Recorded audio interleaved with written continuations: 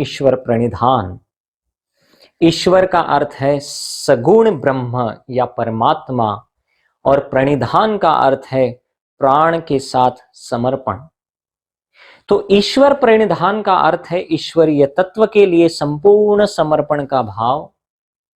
इस पूरे ब्रह्मांड के संदर्भ में जीवन को देखो, यह ब्रह्मांड अनंत वर्षों से है और अनंत वर्षों तक बना रहेगा।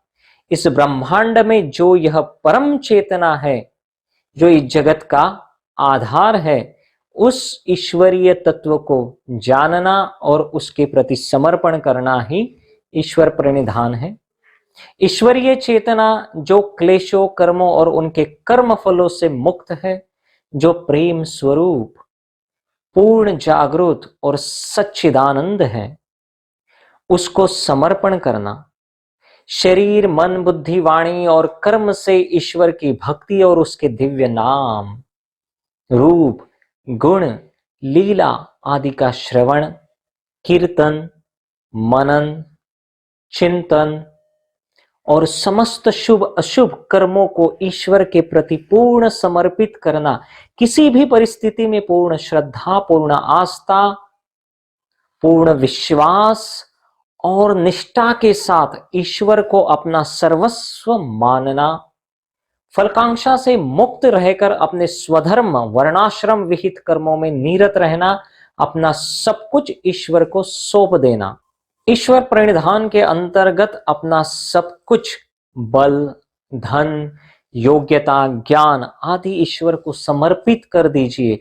ईश्वर प्रणिधान की यह एक सामान्य विशेषता है कि वह पूरे दिल और दिमाग से भगवान की पूजा करे और उनकी भक्ति करे। इस नियम का पालन करने के पीछे सबसे बड़ी वजह है मनुष्य का आंतरिक निर्माण, ताकि अपने आप को हम बेहतर तरीके से जान सकें। यह शरीर, यह मन आपका ही है। यह मन और इसके सारे द्वंद्व भी आपके ही है। यह मन और इसकी सुंदरता भी आपकी ही है। इस मन को सामान्य रूप से दिव्य ईश्वर की अनुभूति, समर्पण, परिशुद्धि, प्रशांति और एकाग्रता से ही हो सकती है। इस तरह का समर्पण भी एक प्रक्रिया है जो तुम्हें पुनः स्वयं में स्थापित कर सकती है।